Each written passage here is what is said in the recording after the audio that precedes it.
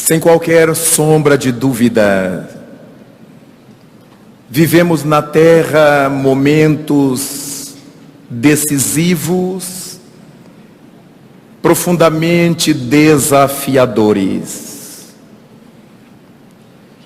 Todo e qualquer indivíduo que se acha reencarnado hoje no planeta não se poderá evadir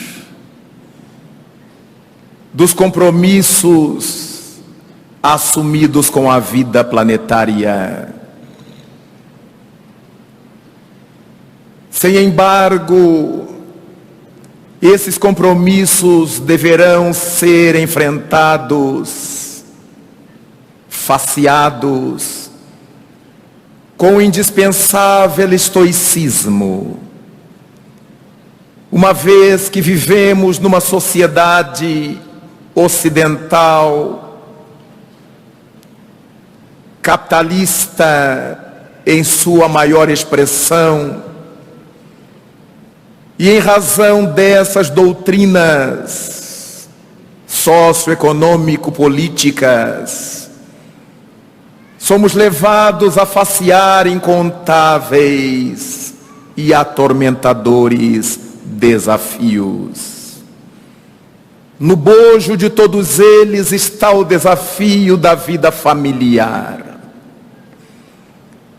Parece que existe uma dicotomia, um anacronismo mesmo, nos corações humanos que, ao mesmo tempo que não suportam as dificuldades familiares em grande número, não aguentam ficar distanciados da família. O indivíduo desfaz um lar aqui e constitui outro acolá, numa demonstração de que ele busca a vida do lar, mas porque despreparado não suporta os desafios do lar. Dessa forma, incontável número de vezes temos refletido todos nós a respeito da família, da criança, do jovem, do relacionamento dos casais. Mas existe um elemento da família que vai sempre deixado de lado, às vezes de modo proposital, de outras vezes por esquecimento, dada a pequena importância que lhe vem sendo dada ao longo de muito tempo. Esse elemento é o velho, o nosso velho. E é por isso que gostaríamos de trabalhar esses desafios e superações, refletindo de algum modo ao redor do velho, costumeiramente chamados de idosos, de terceira idade, de melhor idade, mas todos os modos de chamá-los são panos de fundo que acabam por esconder o grande abandono a que o velho vem sendo relegado. Vamos nos valer de alguns textos recolhidos nesse ou naquele autor, nos campos da sociologia, da psicologia formais, para embasar a nossa reflexão, que certamente permeará o pensamento doutrinário. Verificaremos que no primeiro quadro nós vamos refletir sobre a velhice no mundo. E poderemos ler que a metamorfose que gostaríamos que fosse lenta por vezes cedo, a galope, cavalga nossos músculos, faz artísticas nervuras em nossos rostos, embaça nossos olhos, diminuindo a nossa visão, faz-nos mais lentos, e eis a velhice refletida no indiscreto, mas sincero espelho. A velhice é essa fase de nossas vidas que todo indivíduo que não desencarnar criança, que não desencarnar na juventude, acabará por alcançar. Naturalmente que dentre as tormentas desafiadoras que vivemos, a velhice é dessas tormentas que nos perturbam grandemente. São poucas as pessoas que suportam a velhice. Nós começamos a perceber essa dificuldade exatamente quando a velhice se vai mostrando em nós, como nos lembra o texto. Olhamos no nosso espelho e começamos a ver, como disse a poeta, essas artísticas nervuras que aprendemos a chamar de rugas, pés de galinha, menos polida, é claro. O bigode chinês, as rugas de expressão. Há pessoas que enlouquecem só de pensar que um dia virá a tê-las. E só de pensar que um dia virá a tê-las, começa desde cedo ao uso dos cremes, das lixas, de todos os recursos encontrados nos profissionais da área e nos campos da pesquisa de saúde epidérmica. Não falta o botox e as várias outras micro e macro cirurgias, tudo para retirar essas artísticas nervuras.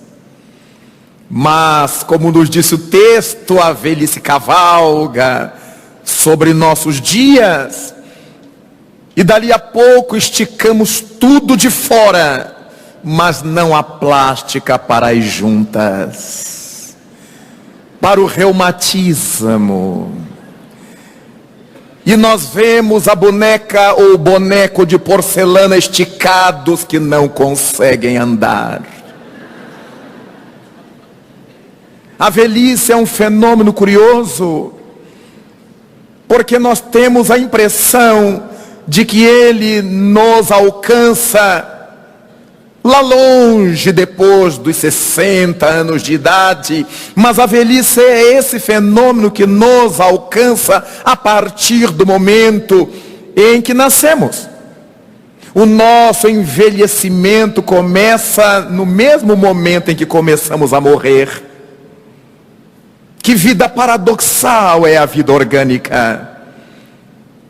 Porque desde o instante em que temos que respirar com nossos próprios pulmões, quando passamos a nos alimentar com o nosso próprio organismo, não mais a partir de nossa mãe, a nossa máquina orgânica funcionando conhece as primeiras expressões do envelhecimento e da morte. É por isso que vamos comemorando. Meu bebê tem 1 mês, já envelheceu 1 mês. 6 meses, está 6 meses mais velho. Meu menino está fazendo 10 anos. É uma velhice de 10 anos. Porque ele nasceu 0 quilômetro.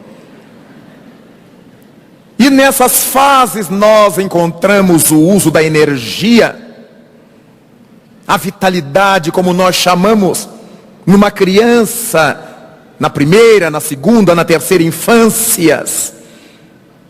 Aquela energia de tombar a família inteira. A mãe põe a criança na cama para dormir. Enquanto ela está ninando a criança, a mãe dorme, a criança passa por cima dela e vai brincar. Uma energia de pilha alcalina. E quando no auge da noite a mãe não aguenta mais de cansaço, ou o pai, a criança quer continuar brincando. E a mãe pensa, meu Deus, onde é que a gente desliga essa criança? Ela está demonstrando o auge da sua energia, o uso que faz, porque a partir do momento que ela acorda, não dorme mais. E quem estiver na casa tem que se levantar com ela. Então chegamos na adolescência, e a adolescência também está ainda antes da metade do percurso. O adolescente é uma pilha. Ele levanta, ele come bastante, enlouquecendo o pai ou a mãe que trabalham para repor o frigorífico, a despensa. Adolescente parece uma traça, há alguma coisa que consome. Eu acho que ele nem raciocina o que está comendo. Ele precisa comer, colocar coisa para dentro. Abre a geladeira, encosta a porta e vai tirando o que pode. A mãe diz, é para janta, menino. Ele já comeu. Mas é uma beleza. Ele vai para o futebol, ele vai para o clube, vai para a natação, vai para o pagode, vai para a festa, vai para o namoro, vai para o funk, vai para o samba, para o que for, e chega ótimo. E se o colega bater na porta e chamá-lo para outra atividade, ele vai tranquilo. E a mãe pergunta, você não se cansa, menino? Sou jovem, mãe. É verdade. E chega aos 30 anos. E joga seu futebol. Mas já respira um pouco mais para chutar a bola. Chega aos 40, só meio tempo. Não, é para dar oportunidade aos mais moços. Mas chega aos 50, nem 5 minutos. A respiração não permite. E vamos chegando aos 55, já não podemos comer banana depois das 6 da tarde. Já não jantamos porque não digere. E aí temos que jantar às 5 da tarde, tomar um chazinho às 8 da noite. E às 10 já precisamos dormir. Não é que eu esteja velho, é que é muita luta. Nós estamos detestando chegar a esse momento do qual não podemos fugir. Dali a pouco mais, a pele vai desidratando, já começou, as nervuras vão se mostrando, e todas as aves pisam em nosso rosto. Por isso tem pé de galinha, deve ter pé de pato, mangalô 3 vezes e tudo na cara.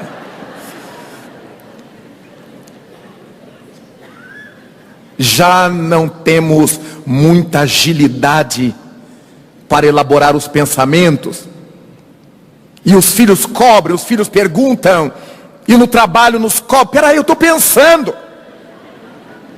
Mas quando antes da pessoa acabar de falar, a gente já estava dando a resposta. E agora a pessoa acabou de falar, está aguardando pela resposta. porque nós temos mais dificuldade. O que você falou mesmo, hein? Já temos mais dificuldades em elaborar e naturalmente estamos considerando a tese de pessoa para pessoa. Isso pode variar para mais ou para menos. Umas começam a envelhecer antes do que outras, mas o fato é que quem não morrer chegará lá. Até o momento em que temos o impulso de levantar da cadeira, do sofá, para abraçar alguém, mas o corpo se nega a obedecer o impulso da mente. É nesse instante que a gente percebe em nós a distinção entre o corpo e o espírito. Vemos a juventude a bailar, a dançar, a se mover, e a gente sacode com muita dificuldade os ombros, doidos para ir. Mas se a gente for, vai ser em definitivo. A garotada senta, levanta, se agacha. Se a gente se agachar, não levanta nunca mais. Não é que a gente não queira levantar, o corpo já não acompanha o impulso da mente. É por essa razão que Allan Kardec perguntou aos espíritos o que era a morte. E eles lhe responderão: a consequência do esgotamento dos órgãos. O espírito não consegue mais usar essa máquina, esse corpo, esse instrumento esgotado. Não há peças de reposição que possam atender a estrutura inteira. Mesmo alimentando-nos, o organismo já não consegue assimilar todas as vitaminas, proteínas, etc., que esse alimento contenha. A máquina está envelhecida. Então começamos a nos aproximar do momento de deixar essa máquina em paz e seguirmos o caminho até lograrmos outra. Mas avançamos. Alguns pensadores, desde há muito tempo, falaram a respeito da velhice. Em torno de um panorama da velhice, ou panoramas em torno da velhice, nós vamos pensar com Galeno. Na antiguidade, Galeno dizia que a velhice é como um estado intermediário entre a doença e a saúde. O notável Esculápio grego, pai da medicina no Ocidente, porque no Oriente foi Avicena, o árabe. Galeno então se expressa dizendo que ele entendia a velhice como um estado intermediário entre a doença e a saúde. Se nós analisarmos friamente o que pensava Galeno, vamos perceber que nas devidas proporções o estado de velhice do corpo é esse em que hoje a gente geme de um jeito, amanhã a gente geme de outro. É raro não gemermos por alguma coisa. Hoje dói as juntas, amanhã a coluna, depois os calcanhares. Se o tempo mudar, dói os artelhos. Se o tempo não mudar, dói tudo. E vão aparecendo achaques. É a vesícula, é o estômago, é isto, é aquilo. É muito raro encontrarmos uma pessoa madura de idade sã. Nós encontramos pessoas duras na queda. Elas estão manquejando, mas vão. Compra um sapato mais largo, mas vai. Mas não que deixem de sentir dores. E todos os dias é um gemido diferente. Então pensemos com Galeno nessa possibilidade de que a velhice represente esse estado intermediário entre a saúde e a doença. Mas depois encontramos o pensador Roger Bacon, que afirmava que a velhice era uma doença. Esse já dizia que era. Filósofo tem dessas coisas. Ele é que sabe pensar. Então, a velhice é uma doença, dizia Roger Bacon. Chegou ele a escrever uma obra que ele intitulou Uma Higiene da Velhice.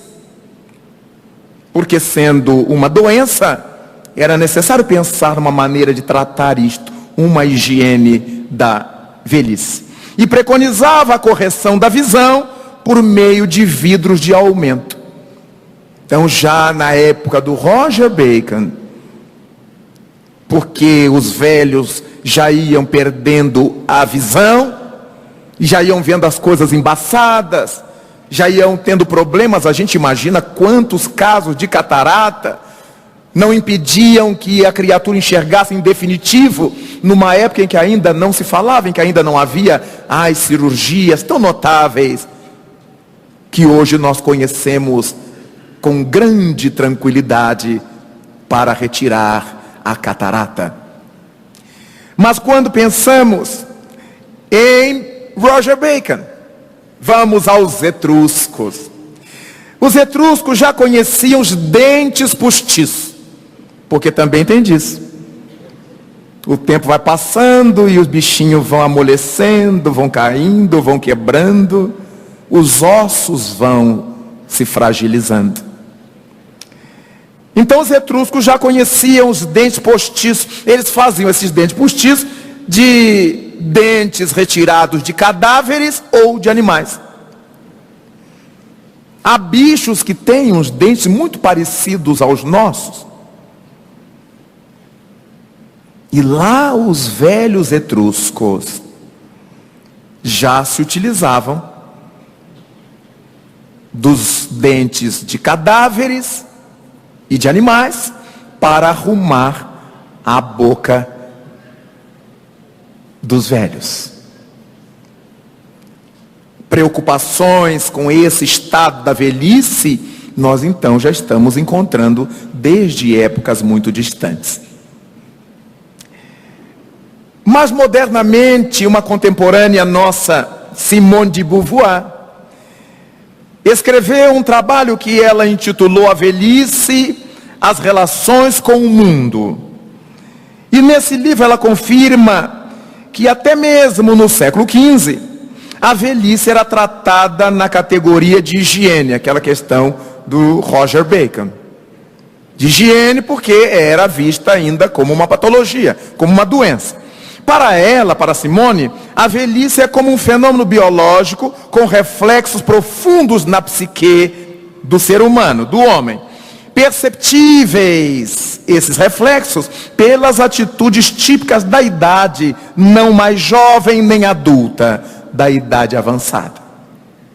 Então, Simone de Beauvoir, pensadora francesa, esposa de Jean-Paul Sartre, sua companheira, tinha uma preocupação com essa fase da vida humana chamada de velhice. Em outros trabalhos seus, ela teve a oportunidade de voltar ao tema e tratar com muita atenção, embora a sua visão materialista, da questão do envelhecimento humano. Mas nesse panorama nós avançamos para nos referirmos a uma filósofa de São Paulo, mais contemporânea ainda, está encarnada entre nós, que é a doutora Marilena Chaui.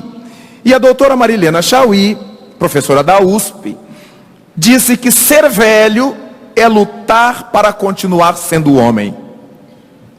Homem no sentido de ser humano. Então, ser velho é lutar para continuar a ser homem. Logo, ela já está refletindo essa dificuldade que os velhos encontram de serem respeitados como tais, como seres humanos, como homens, como humanos. Cada um desses pensadores desenvolve em seus trabalhos raciocínios muito importantes, chamam atenção para esse aspecto muito grave, que é o alijamento, o abandono da criatura humana, na medida em que ela vai se aproximando da idade mais avançada.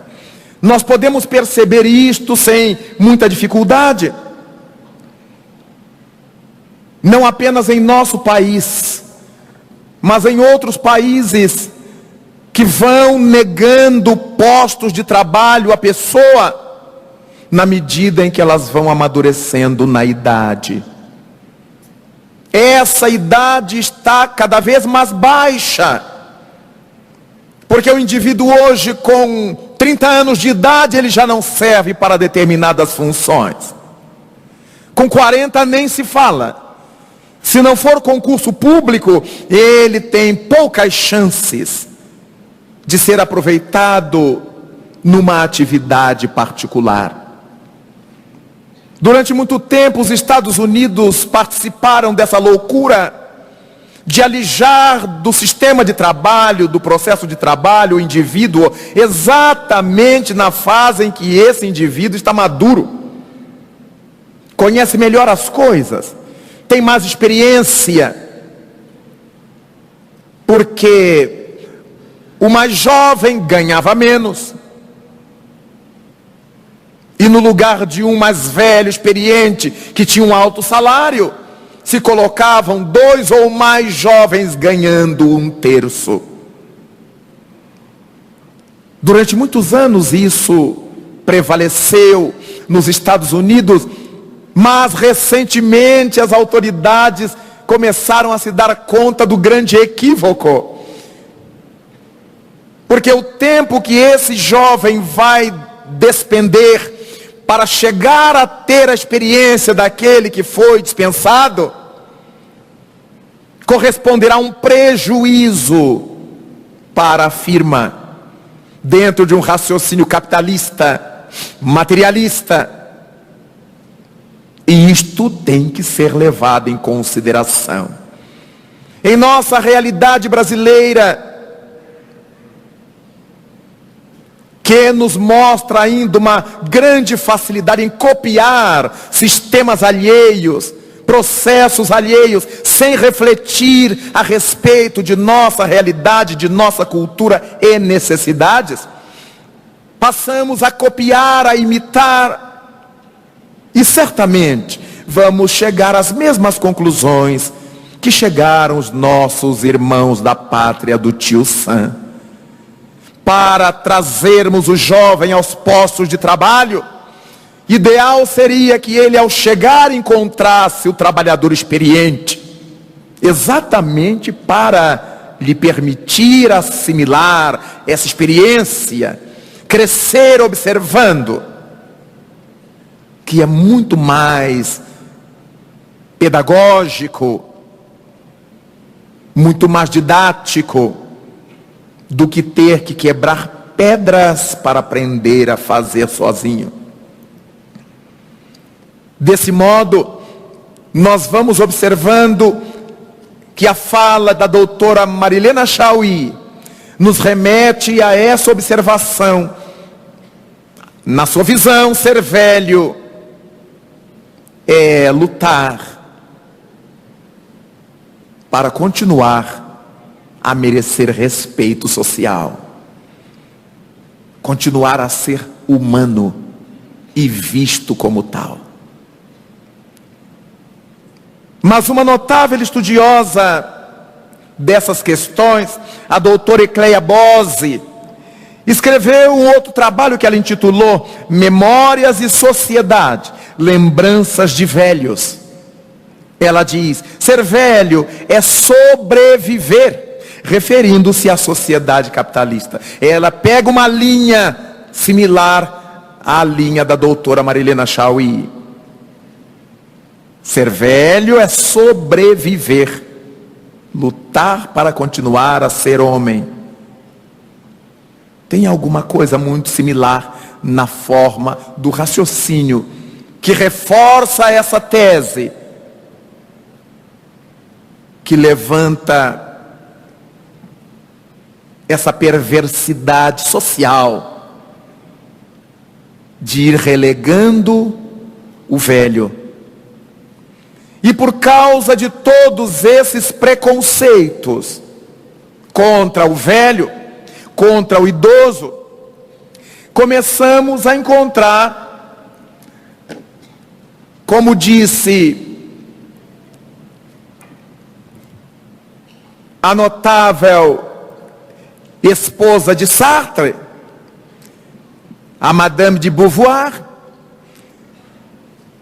esses processos que afetam o corpo acabam produzindo fenômenos na mente, porque as pessoas passaram a se ofender ao serem chamadas de velhas. Mas não chamadas de velhas diretamente. Basta que alguém chame uma senhora de minha tia e ela sobe nos saltos. Se chamar de vó, ela enlouquece, surta. Há algumas senhoras que dizem aos netos que não lhe chamem de avó. O momento cume da nossa vida, quando nos nascem os netos, o coroamento de uma existência, a criatura tem tanto horror, porque ela está se pautando no preconceito que se criou sobre velho e velhice. É tão interessante, porque nós chegamos aos 20 anos de idade chamando os nossos pais de velho. Ô velho, minha velha. Mas aos 25, a criatura se torna pai ou mãe. E seus filhos logo começam a lhe achar velho. Um pai com 28 anos e um filho de 5, o filho acha que seu pai é velho. E ele só tem 28 anos, 30 anos. E aí é que ele começa a estabelecer a relação do seu filho consigo e dele com seu pai. Por que é que ele chamava seus pais de velhos? Não é um tratamento obrigatoriamente desrespeitoso chamar alguém de velho, quando esse chamado parte do coração, é colocar a cada momento uma coroa de experiência sobre a cabeça desse velho. Desde épocas muito remotas, os velhos, quando ainda eram respeitados em grande número das sociedades, eram chamados para dirigir os grupos sociais. Eram chamados para dirimir questões sociais, morais, políticas. Tendo chegado a formar a primeira grande aristocracia política que se conheceu no mundo, a aristocracia do patriarcado ou dos anciães. E nesse contexto nós conhecemos Abraão na Judéia, Forri na China, Zaratustra na Pérsia. Eram patriarcas, eram homens maduros, velhos. Daí, como é importante nós olharmos a questão do velho com outra perspectiva. Mas há uma difícil aceitação, como vamos ver no próximo quadro, da velhice em função dessas coisas que estamos abordando. A consciência ou a aceitação do ingresso na etapa da velhice não é algo natural e espontâneo. A pessoa custa se aceitar como idosa. Exatamente o que estamos dizendo. Temos vários sinais exteriores que dizem que a gente não aceita envelhecer. Desde as cirurgias, aos tratamentos externos, às terapias. Muita gente fazendo terapia porque não concebe admitir que esteja envelhecendo. Aí nos lembramos lá de trás, quando o Roger Bacon dizia que a velhice é uma doença. Nos lembramos de Galeno, quando afirmava que a velhice é um estado como entre a saúde e a doença. Porque é a fase das manias. E a garotada diz, é mania de velho. Esse velho cheio de manias é o que adoeceu. Porque há tantos velhos saudáveis que acompanham a sua juventude, seus netos, seus filhos, sem querer ser igual a eles. O indivíduo adoece na velhice quando ele quer competir com os jovens. Vai perder feio. Mas ele quer competir. Quantos idosos nós conhecemos, cheios de bravatas? Eu não estou inferior a essa garotada aí não, hein? Depende de quê? Se a gente for colocar à disposição a energia física, já perdemos longe. Se falar de maturidade, se falar de experiência, claro que os jovens ainda não chegaram lá. Mas tudo que essa garotada faz, eu faço. Ah, parece, cara pálida. Não faz, não. Então são os velhos que não suportam envelhecer.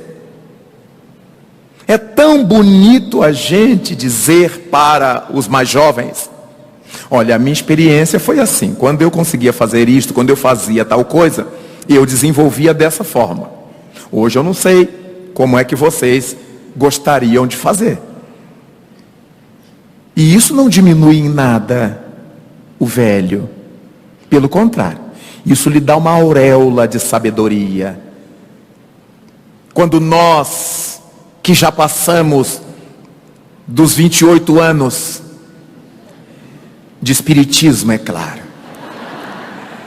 olhamos um computador, e eu confesso aos senhores que eu olho aquela coisa e me arrepia. E começo a trabalhar com medo de dar defeito à mente da gente, né? Eu sou do tempo da máquina de datilografia. E hoje a turma trabalha com o teclado do computador. E agora já está desaparecendo o teclado do computador e bate direto com o dedo na tela de cristal líquido. E escreve diretamente na tela e a tela grava. Pelo amor de Deus, é covardia. E eu estou trabalhando com medo de mexer nos botões e chega meu neto e diz, vô, se você apertar aqui, isso anda mais rápido. Ô vô, eu digo, menino, vai dar defeito. Que defeito, vô? Isso foi feito para apertar. E ele mexe e fica tudo mais bonito. Eu digo, praga. É por isso que é bom desencarnar, porque a gente volta reciclado, a gente volta assim 0 quilômetro, e o nosso neto vai ser nosso tio ou nosso avô. É tão importante perceber como as épocas vão trazendo coisas novas e os espíritos vão chegando para manejar essa coisa nova. Na minha infância, na minha juventude, eu vivia atormentado, porque eu fiz um curso de instalador elétrico, no meu curso técnico, eu vivia atormentado catando válvulas para trocar no rádio, para trocar válvulas. A garotada hoje só estuda válvula quando estuda biologia, válvula mitral, cardíaca. Hoje a garotadinha sai da placenta de sua mãe e a primeira coisa que ela fala é chip. Chips, não tem válvulas. Vejamos que nossa geração dos sessentões já deixara para trás a geração do gramofone. A nossa é da rádio vitrola. E a gente fala em rádio vitrola para garotada, o que é isso, vô? Hoje eles têm MP3, MP4, M qualquer coisa. Ainda somos do tempo do disco de vinil, o bolachão, que por sinal está voltando mais caro do que antes, por causa dos DJs e dos colecionadores. Os artistas estão gravando o CD para massa e o vinil para especialistas. Tudo muda, a moda volta também no campo da discografia. É tão importante percebermos que o fato de nós termos usado a rádio vitrola, o toca-discos, não infelicitou os nossos pais ou avós do tempo do gramofone. Não houve nenhum problema. Quando nós passamos a conhecer o CD, o DVD, isso não causou nenhum tormento às gerações passadas. Elas também passaram a adquirir. Então nós não temos que ter, na medida em que vejamos o tempo passar, nenhuma angústia, mas alegria quando tenhamos aproveitado esse tempo que passou para aprender, para crescer, para ser feliz, para fazer felicidade. Mas há difícil aceitação. A expressão ruga dói. A ruga dói. Usada por muitos que começam a envelhecer, aponta o inconformismo com a realidade indiscriminada da natureza humana. Essa expressão, a ruga dói, não é a ruga que dói propriamente, no sentido da gente sentir dor nas rugas. É aquela questão que já abordamos. A ruga dói porque nós não gostamos de envelhecer. A ruga dói porque nós nos envergonhamos com o rosto amarrotado. A ruga dói porque nós não temos coragem de assumir que já vivemos longas décadas e que agora é preciso abrir espaço para quem vem. Não é necessário que a gente saia do caminho deles, mas é necessário que a gente dê caminho a eles. Como qualquer pai que ajuda a criança a andar segurando-lhe a mão, eles ambos estão pelo mesmo caminho, mas ele está dando espaço para o seu filho aprender a caminhar. Nenhuma vergonha por envelhecer, mas aprender a envelhecer com saúde do juízo. Quantas são as pessoas que nos procuram na instituição espírita para falar a respeito dos seus velhos de casa, dos seus idosos, aqueles que ainda têm a felicidade de estar em casa, num mundo, numa sociedade que nada obstante se afirme cristã, detesta cuidar dos seus velhos com as felizes exceções. Mas aqueles que ficam em casa, os filhos, os parentes, costumam nos dizer: eu não posso explicar a razão pela qual meu avô ou minha avó eram pessoas assim tão finas, eram pessoas tão polidas, tão puritanas, e agora, depois que foram atacadas pela velhice ou pela enfermidade, elas estão pornográficas, sexólatras. Lá em casa a vovó é um vexame. Não pode chegar um amigo meu, não pode chegar um amigo do meu filho, meu avô, e as pessoas vão contando os casos, perfeitamente explicáveis, quando nós conhecemos o pensamento espírita. Há diferenças entre nós nos corrigirmos, renovarmos nossa intimidade e nos pintarmos por fora e nos invernizarmos. Aquela criatura que hoje, na velhice ou na doença, expõe essas mazelas da pornografia, da agressividade ou da violência, sem que esteja sofrendo uma doença mental, é a sexualização que ela reteve no íntimo, fingindo que não era. O vovô, que era tão puro, a vovó, que era tão pura, e agora expressa essa patologia, expressam esse tormento, é o tormento que eles retiveram. Eles não trabalharam isto, porque era vergonhoso falar que se sofria um tormento sexual. Era feio dizer que se tinha um desejo sexual. Então as pessoas viviam trancadas na sua pretensa crença religiosa. E porque eram capazes de enganar aos de fora, não se deram conta de que a gente não se consegue iludir. Enquanto o superego freudiano nos dava ensejo de controlar os nossos impulsos, ou as nossas pulsões libidinais, o indivíduo tinha o desejo, ele só olhava e guardava o resto por dentro, porque o superego não deixava ele falar, o superego não permitia ele agir. Esse compartimento da mente que nos disciplina, que nos organiza. Mas quando nós vamos nos fragilizando pelo passar do tempo, ou por alguma forma de patologia, de enfermidade, esse superego já não tem força. E o que brota cá no consciente atual são os produtos do id freudiano. Aquilo que nós guardamos no porão da mente. Tudo que se guarda no porão é que não se quer desfazer.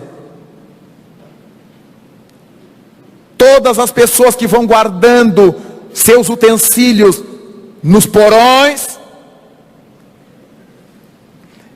ela tem na mente: um dia a gente pode usar, um dia a gente manda consertar, um dia a gente aproveita. Em termos morais se dá a mesma coisa. Quantas vezes nós dizemos para as pessoas: olha, eu sou muito bom, mas não mexe comigo, hein? Entre parênteses, eu pego minhas peças, minhas armas lá do porão. Pessoas que são bem letradas, que falam manso, mas numa discussão qualquer, ela desata de dizer palavrões que a gente nunca ouviu. São os palavrões que ela sabia, guardou lá no seu porão, porque imaginava usar algum dia, e usou. E depois se costuma dizer: eu nunca imaginei que eu tivesse coragem de dizer isso, mas se guardou. O lixo na alma, a qualquer momento vai tornar a usá-lo. Daí o nosso velho, que hoje é pornográfico: não, mas ele tem Alzheimer. Não é o Alzheimer que faz ele ser pornográfico. A doença abriu a porta e o que ele tinha lá dentro saiu. Porque conhecemos outras pessoas portadoras de Alzheimer que não dizem palavrão, que não ficaram sexólatras. Conhecemos várias. Elas cantam as músicas do seu tempo por causa da memória antiga que fica, a memória recente é que se vai. Elas cantam, elas se lembram dos parentes que já morreram, dos amigos velhos, fatos da família antiquíssimos, mas elas não dizem palavrão e nem querem se viciar a ninguém. Então todas as mazelas que nós não trabalhamos hoje, não corrigimos hoje, certamente nós não pusemos fora, guardamos no porão, trancafiamos no id, e isso vai vazar a qualquer momento da nossa velhice ou da nossa doença. Daí começamos a entender o desafio de envelhecer. Nós não temos que esperar o envelhecimento de fato para começarmos a nos tratar. Desde agora, quando temos consciência do que é uma velhice saudável, quando almejamos, caso não morramos, uma velhice saudável, como é que eu começo a plantar essa velhice saudável? Na juventude saudável que eu venho a ter. Se o jovem abusa do seu corpo agora, se não tem hora para alimentar-se, nem para dormir, nem para repousar, se não respeitou as horas de trabalho e trabalhou como um louco para enriquecer cedo, vai ter pouco tempo para usufruir a riqueza caso a conquiste, porque vai adoecer. Aquele indivíduo que resolve tornar-se um alcoholic, um workaholic, um viciado em trabalho, porque tem que ganhar muito dinheiro, ele vai usar metade da vida para ganhar esse dinheiro e a outra metade para gastar com os médicos. Por isso é que a divindade nos deu a lei do trabalho e a lei do repouso. O jovem pode, deve brincar, dançar, cantar, namorar, passear, jogar bola ou esporte que goste, mas a consciência que o Espiritismo nos dá de que nós não somos jovens essencialmente, nós estamos na fase jovem do corpo, mas somos espíritos milenares, velhos. Espiritualmente todos nós somos velhos. Então, mais dia menos dia, o corpo já não será o que ele é hoje. Quando nós encontramos moços que dizem, eu quero aproveitar a vida nas festas rave, ele está antecipando a morte. A cabeça estourada pelo batistaca dos ruídos que ele chama de música. A droga rolando solto. E o desgaste orgânico numa balada que não para. Até que o corpo tombe, esvaindo sem cansaço. Isso se chama suicídio. Isso não é aproveitar a juventude. O rapaz ou a moça que querem se relacionar com todas as mulheres do bairro ou da cidade, ou com todos os homens, ficar com esse, ficar com aquele, até a exaustão dos sentidos. Isso não é aproveitar a juventude, isso é antecipar a morte, o envelhecimento precoce, que nós vemos nos grandes ídolos de massa, que dão esses exemplos para a garotada, que ficam, que bebem, que fumam, que cheiram, eles estão envelhecidos em plena juventude. Então existe a velhice verde, como chamou Guiton.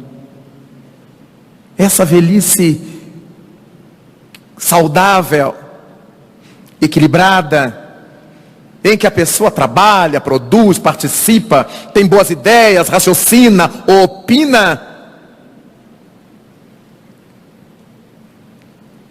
E existe a decrepitude, que é esse estado em que a velhice nos arruína o corpo, nos destrói as capacidades.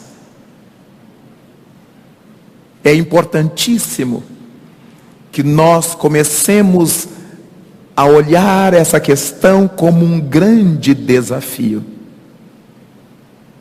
mas que nós temos o instrumento devido para superar essa dificuldade. A superação decorre do conhecimento que tenhamos da realidade espiritual. Sabedores de que somos espíritos. O corpo vai morrer, mas nós vamos ficar. Nós sairemos dos corpos, mas não sairemos da vida. E isso nos ajudará no trabalho da superação em face desses tremendos desafios. Ser respeitado pelas novas gerações é um trabalho que começa quando nós nos autorrespeitamos. É muito difícil zombarmos de um avô lúcido. É muito difícil zombarmos de uma avó coerente. Mas um avô que reclama de tudo, que chateia de tudo, a avó que reclama de tudo, ela fica chata, ele fica chato. Mas é aquele espírito que não se corrigiu ao longo da sua vida. E agora põe para fora a sua irritabilidade com a vida, com a existência, com a natureza. Eu não sei porque que Deus não me mata. Então a gente passa essa bagagem horrorosa para a juventude que zomba da gente. Eu peço tanto a Deus para me levar. Não precisa pedir não. Na hora que tiver que levar, Ele vai levar. Mas por que é que Deus não me leva? Que enquanto a gente estiver aqui, mesmo com a cabeça branca, é porque há alguma coisa ainda para fazer. Ainda não completamos a nossa mala para a grande viagem. O que nos faz lembrar do Chico Xavier. Ouvi dele essa história em Uberaba, em tempos do pretérito. Disse ele que, num período de sua vida, esteve muito doente e precisou ser submetido a uma cirurgia delicada. Era um problema renal. E no pós-operatório ele sentia muitas dores e passou muito mal. E supôs que já tivesse chegado sua hora. Orava todos os dias pedindo a presença de Emmanuel, seu guia espiritual. E no momento em que Emmanuel se lhe apresentou, Chico lamentou-se das dores que estava sentindo e perguntou ao benfeitor: o senhor acha que já está na hora de eu partir, meu irmão? E o educador Emmanuel respondeu para Chico: Chico, você ainda não fez a mala, não completou sua mala, ainda não tem merecimento para voltar. E se foi. E o Chico dizia para nós, com seu jeito bem mineiro, pondo a mão em concha do lado da boca: a partir daí, eu nunca mais arrumei mala nenhuma.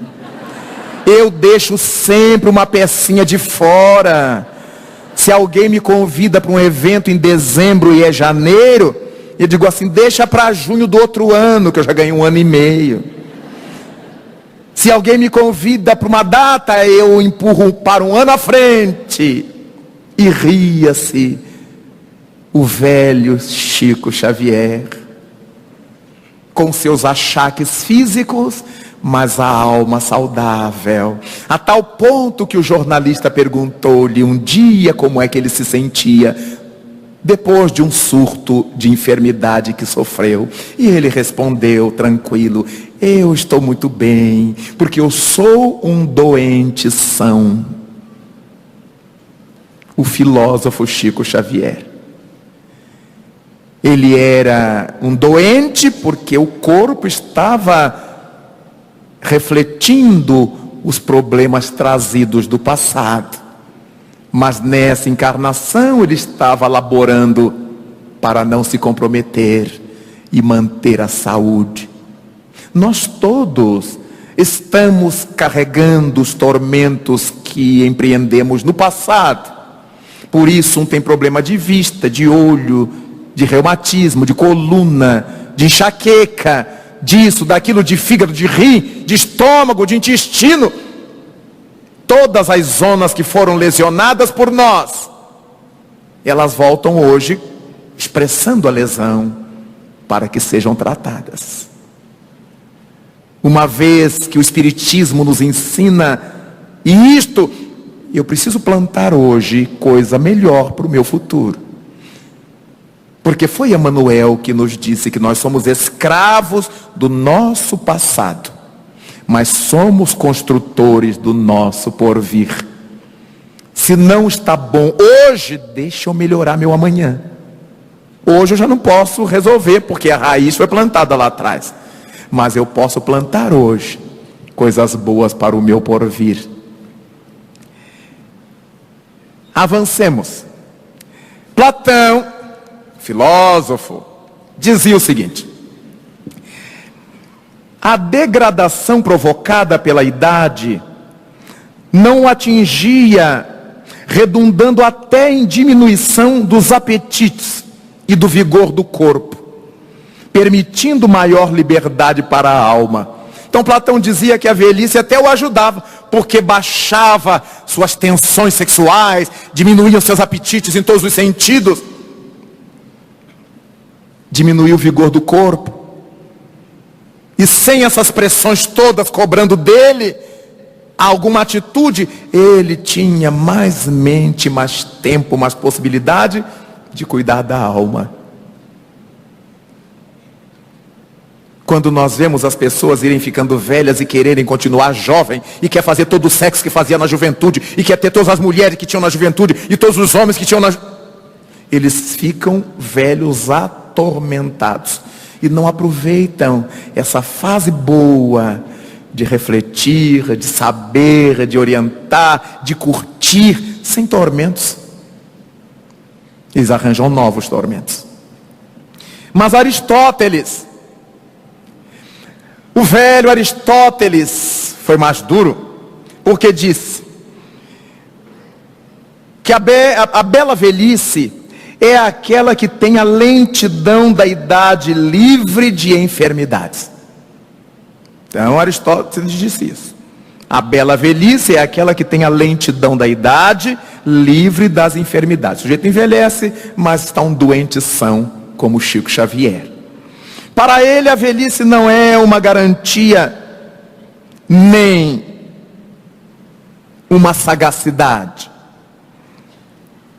nem é uma garantia de capacidade política, não é uma garantia de sagacidade, melhor dizendo, nem uma garantia de capacidade política, nem mesmo de experiência útil. Ninguém pode olhar para o velho só porque ele é velho, ele teve experiência útil, ele fez. Não é. Ela não passa de uma acumulação de erros em um espírito endurecido pela idade. Então, quando o espírito é endurecido pela idade, a velhice não passa de uma acumulação de erro. Quando o sujeito se atormentou ao longo da vida, a velhice não é bela, como ele começou a dizer. É uma velhice atormentada. é uma velhice atordoada. Então é muito importante que a gente opte por desenvolver-nos para termos uma velhice bela, que segundo Aristóteles é aquela que tem a lentidão da idade livre de enfermidades. E naturalmente, filosofando, as piores enfermidades não são aquelas que nos achacam o corpo, são aquelas que nos atormentam a alma. Avancemos ainda para vermos o que disse Sócrates, o velho Sócrates. O contato com os velhos é instrutivo. Que o velho é um livro de histórias. O velho é uma enciclopédia. Mesmo quando ele não tenha frequentado escola, a vida que ele teve, as lutas que ele viveu, os embates que enfrentou, dão-lhe essa característica de ter sempre um bom papo, conversar com os velhos. Parece que eles estão fixados no seu passado, eles estão nos passando experiências. Se tivermos bons olhos, como aprenderemos com os velhos? E por fim verificamos que esses controvertidos entendimentos quanto à velhice demonstram a visão de mundo de seus autores. Cada autor dizendo uma coisa sobre a velhice, desde lá de Galeno. A aceitação ou negação da velhice variam nas culturas e variam de um par de outros pensadores. Variam de um para outros pensadores. Então é óbvio que na nossa estrutura de vida, envelhecer faz parte do processo.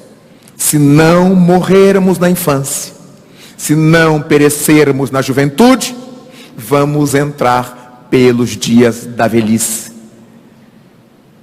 Importante então lembrarmos-nos do que podemos fazer hoje, para que a nossa velhice seja agradável, bela, verde, suave. Chico Xavier recebeu de Humberto de Campos uma página intitulada Velhos e Moços, que se acha no seu livro A Boa Nova. É uma página belíssima, longa, rica, mas há um momento curioso em que Simão Pedro se queixa ao mestre do que os discípulos mais jovens falavam dele.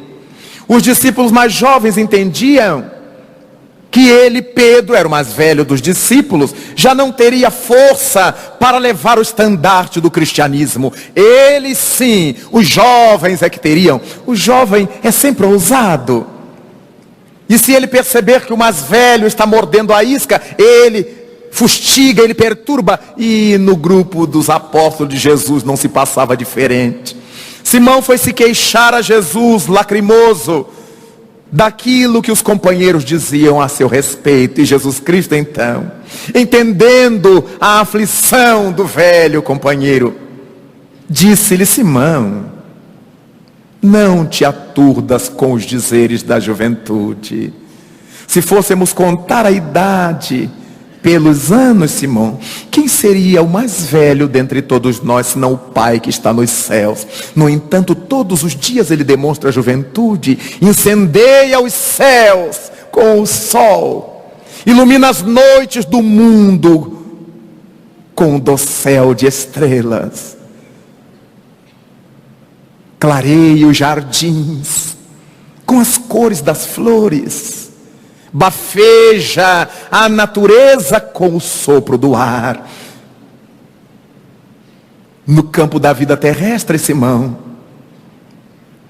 podemos compará-la a uma árvore, na qual a criança se assemelha à vergôntia nova, à ramagem nova e verde, o jovem a floração, e o velho o fruto, o coroamento de todo o processo. No entanto, Simão, há muitas vergôncias novas, muita rama que não suporta o primeiro beijo do sol e são crestadas. Há flores, Simão Pedro, que não suportam o primeiro beijo dos ventos da primavera e são atiradas ao chão. Mas o fruto, Simão, é o resultado de todas as experiências que ninguém lhe poderá retirar. E foi falando com Simão Pedro, enaltecendo o valor da velhice, da maturidade dos anos, para que Pedro não se aturdisse com os dizeres dos mais jovens. Cada qual de nós, aqueles que ainda não chegamos à velhice do corpo, e aqueles que nela já nos achemos, importante é valorizar a vida. A união dos mais velhos com os mais novos faz com que cresça a vida. Essa troca de experiências, quando o mais velho transfere seus valores vivenciais, através da sua fala, das demonstrações, dos seus exemplos, e quando o jovem o auxilia realizando aquilo que o velho já não pode realizar. O jovem tem força física, mas falta-lhe a experiência. O velho tem a experiência, mas lhe falecem as forças corporais. Então é importante que se juntem os moços e os velhos no trabalho do bem, para que a terra cresça. Por isso Jesus Cristo chamou a Simão Pedro, o mais velho, era quadrigenário à época em Israel, e isso já era maturidade alta. E chamou a João, adolescente ainda, para que pudessem o mais velho e o mais jovem ajudarem na construção do reino de Deus na terra. E ao concluirmos essa reflexão, pensando nesses desafios que a velhice na terra nos impõe, e na superação desses desafios, louvamos e homenageamos a esse notável velho, a esse querido velho, que abençoou a nossa trajetória espírita com o seu trabalho. Por isso, o nosso último velho é o nosso doce e encantado Chico Amor Xavier. Que o Senhor de bênçãos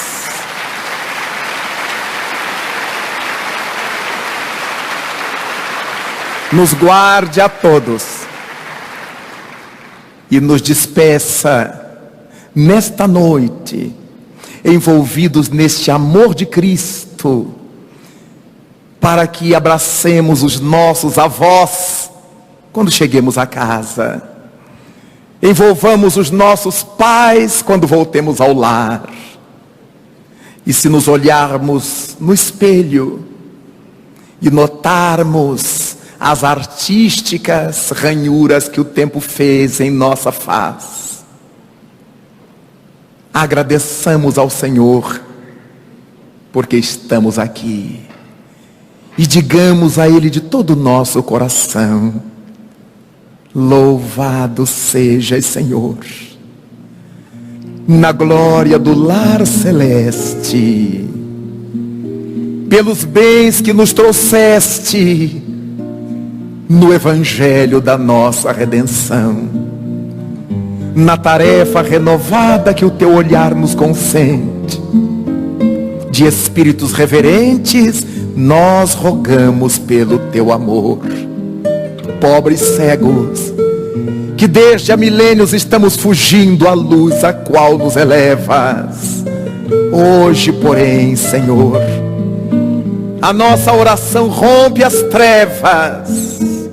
Escuta-nos e, se possível, vem para consertar o nosso passo, a fim de que trilhemos a estrada corrigida. Vem sustentar nossa lida na fonte inesgotável do eterno bem.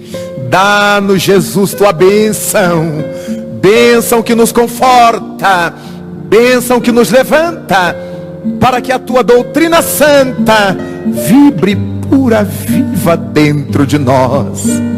Faze, Senhor, com que nós todos nessa caminhada incessante, a cada dia, em todo instante, possamos ouvir tua voz. Ampara a nossa esperança, socorre a nossa pobreza, a nossa velhice, e liberta a nossa alma presa de tanto erro nessa multissecular imperfeição. Mestre excelente, Senhor de toda verdade, ensina-nos a guardar-te com unção, com devoção e com inesgotável gratidão, em nossa intimidade singela, mas sem embargo muito sincera, a intimidade do nosso próprio coração. Muito obrigado, Mestre amado. Obrigado, Pai de nossas vidas. Muito obrigado, senhores.